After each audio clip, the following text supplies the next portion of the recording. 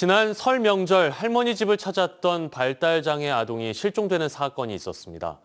실종 경보 문자 발송 30분 만에 눈썰미 좋은 시민의 도움으로 아이는 가족 품으로 돌아갔습니다.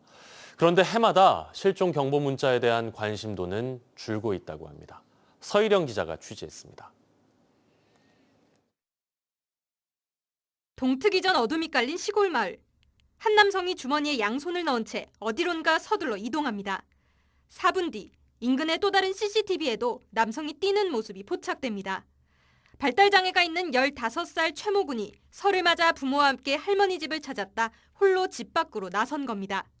최 군이 사라진 것을 깨달은 가족들이 경찰에 신고한 것은 오전 8시쯤. 경찰이 수색에 나섰지만 키 170에 건장한 최 군의 동선을 특정하기는 쉽지 않았고 주민들에게 실종 경보 문자를 발송했습니다. 마침 한 부부가 실종 경보 문자 속 인상 차기로 걷고 있는 최 군을 알아보면서 최 군은 가족 품으로 돌아올 수 있었습니다. 실종 경보 문자 발송 30분 만이었습니다. 실종 아동은 실종 지점에서 5km가량 떨어진 이곳까지 홀로 걸어온 것으로 확인됐습니다. 봤더니 바지가 인상착의하고 똑같아. 그래서 정신없이 내렸죠.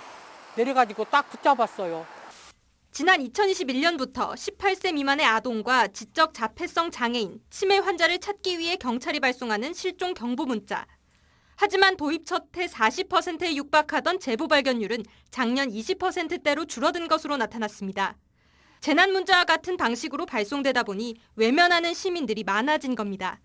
재난 문자와 실종 경보 문자가 같은 형식으로 발송되고 있어 문자 수신에 대한 시민의 피로도가 증가하여 시행 초기에 비해 관심도가 많이 낮아지고 있습니다.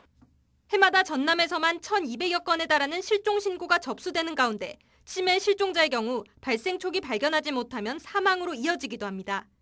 경찰은 신속한 제보로 실종자들의 조기 발견을 도운 시민들에게는 감사장을 수여하는 한편 실종 경보 문자 홍보도 강화하기로 했습니다. MBC 뉴스 서희령입니다.